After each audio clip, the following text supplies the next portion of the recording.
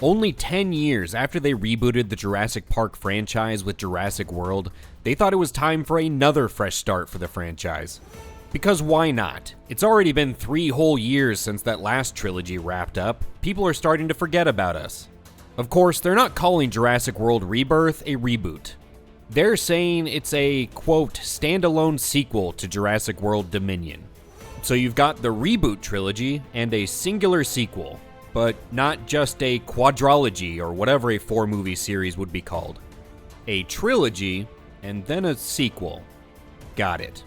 And it's kinda funny that that explanation of theirs is just as low effort as this movie was. I'm convinced that the working title for this project was Jurassic World Reboot, and when it came time to come up with a real title, they only made it as far as changing reboot to rebirth. I mean, that's the only thing that makes sense to me, because the term rebirth doesn't seem to apply to anything in the movie.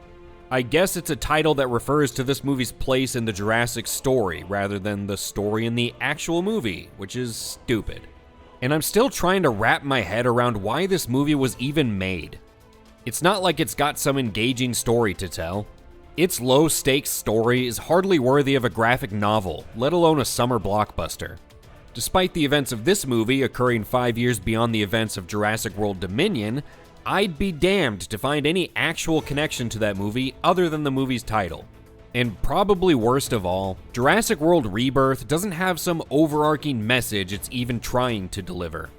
Some deep thought it wants people to mull over.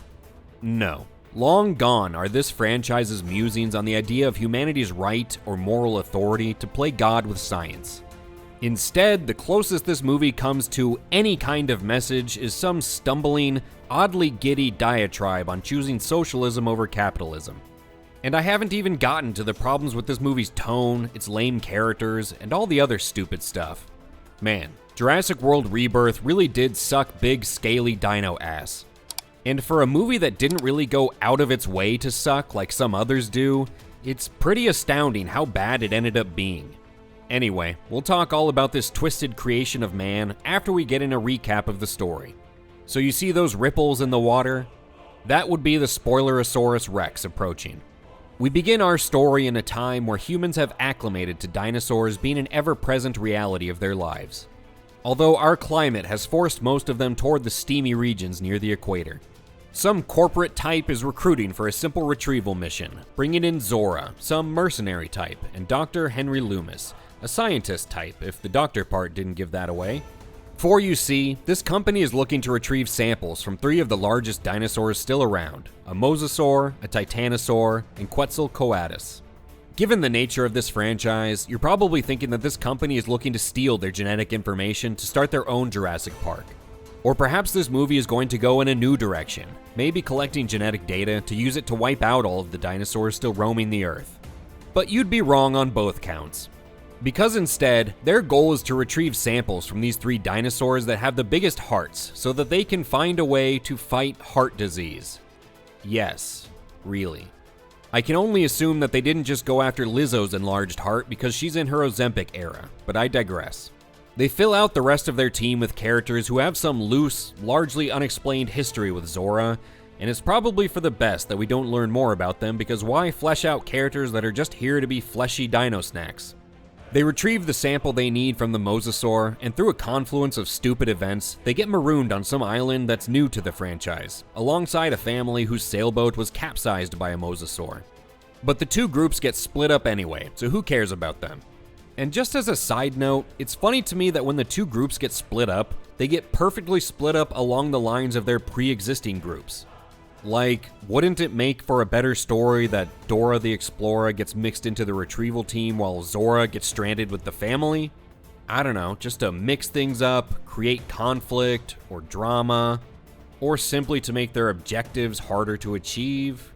But no, that kind of thinking is too original for this movie, I guess. Anyway, there's really not much conflict or even hardship for them beyond their boat running ashore for the first 90 minutes of this 2-hour film. Even the island they end up on is pretty welcoming, given what we've seen in the previous films. There's also one run-in with a T-Rex while the family is trying to do some whitewater rafting, and that's literally it until the climax. So all of the action until the ending is just related to waterborne vessels, oddly enough. The retrieval team gets the dinosaur goop they need from the other two specimens, and both groups end up at the same research facility right around the same time. Here, they signal for rescue to a nearby chopper, but things go about as you'd expect them to, with some of the more carnivorous dinos closing in on them.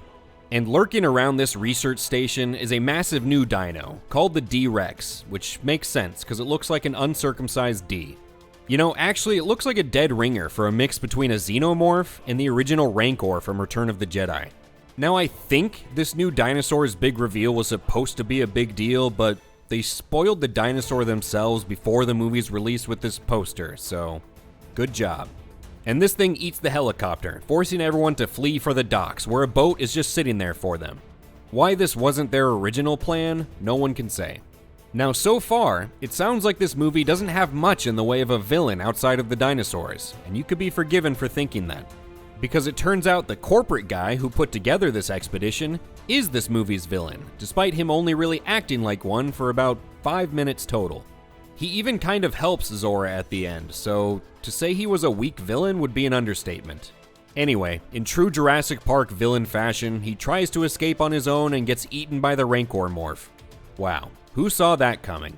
Everyone else tries to escape, but Zora's smuggler friend stays behind to draw the dinosaur off and allow for their escape. A truly noble sacrifice. But not really, because nothing happens to him and they pick him up on their way out of Dodge. And on the way out, with the corporate guy dead, the science guy gives the mercenary Zora the choice to sell these samples to the highest bidder or put the information out to the world for free. And Zora, driven by money this whole time, chooses the latter because capitalism bad. Of course, even with the information, some companies are still gonna have to produce whatever they're going to produce with this data. It's not like people can whip this stuff up in their backyard. So at least this movie is accurate in showing the lack of depth in socialist thinking. Anyway, that's the movie. It should go without saying that Jurassic World Rebirth is a hate watch. It's one of the most low-effort movies I've seen in a long time. Not only did it play it safe with its story and with its lack of an overarching message or lesson, but it didn't even try to do anything we haven't seen in this franchise before. And yet, outside of some dino nostrils fogging up some glass and a character distracting a dinosaur with a flare, it didn't even have that many callbacks to the original. Somehow, Rebirth walked this fine line between doing nothing original and yet not leaning into the originals. It's kind of impressive just how far this movie went to not pick a lane, and it ended up in this weird purgatory devoid of anything new or old. Now, when you take a 30,000-foot view of things, Rebirth's story is hardly worth telling. This isn't a captivating tale about efforts to keep dinosaurs in captivity run amok. This is just a retrieval mission like you'd have in a Jurassic Park arcade game. This story was low stakes from the outset, so much so that I genuinely don't know who would look at this plot and say, yeah, let's pour hundreds of millions of dollars into that idea. And with a bad story, you better hope that you have some good characters to carry the film. But unfortunately for this movie, and probably fortunately for the reception this video will get, this movie didn't have one character that even came close to doing that. All of the characters had these unexplained, interweaving backstories that we are just left to guess at.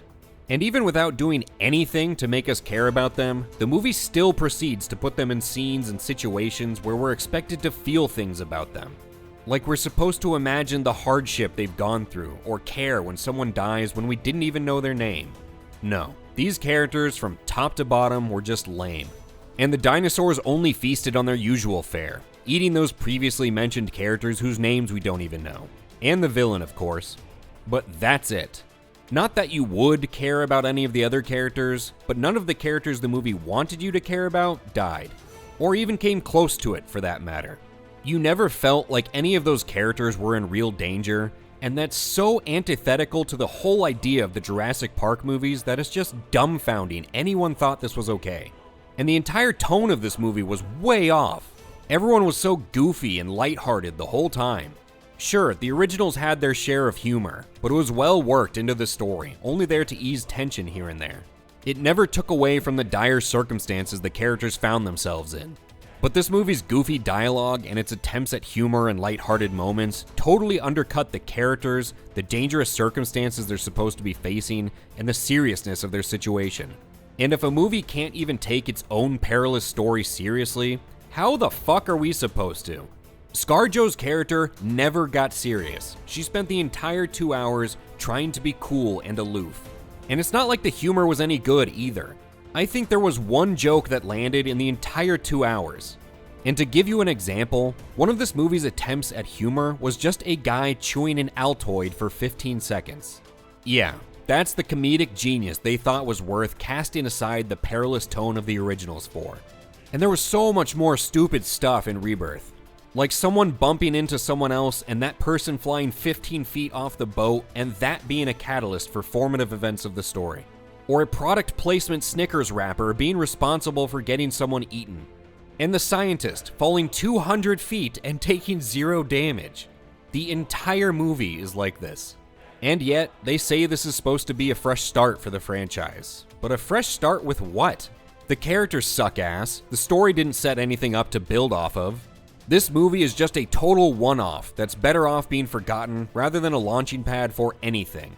You know, the thing about Jurassic World Rebirth, like I said earlier, is that it really didn't do anything horrible that would draw people's ire, like rewriting the franchise or leaning into some contemporary political issue. But that's probably, simply, because it really didn't try and do anything. At all. This was such a low-effort movie all around, and what makes it a hate watch for me is just how aggressively it abstained from trying anything. At the time of this recording, Jurassic World Rebirth is getting a disheartening 72% from viewers on Rotten Tomatoes. But at least the 5.5 it's getting on Metacritic is more heartwarming. All the marketing seems to have worked, however, as Rebirth is heading toward a projected $137 million opening week. But if Rebirth is the best that they can do, then they should just put a pin in this franchise for a while. Because from where I sit, that pin looks more like a nail in the Jurassic Park coffin. And there's quite a bit of irony that a movie called Rebirth looks a lot more like the beginning of the slow death of a franchise. Gone are the days where Jurassic Park explored questions like whether man should play God given the ability, replaced with one-off stories about combating heart disease that can't even muster the courage to try and explore some larger topic. Nope, Jurassic World Rebirth sucks ass and you shouldn't waste your time on it. Did you fall for the marketing and pay to see this movie? If so, what did you think?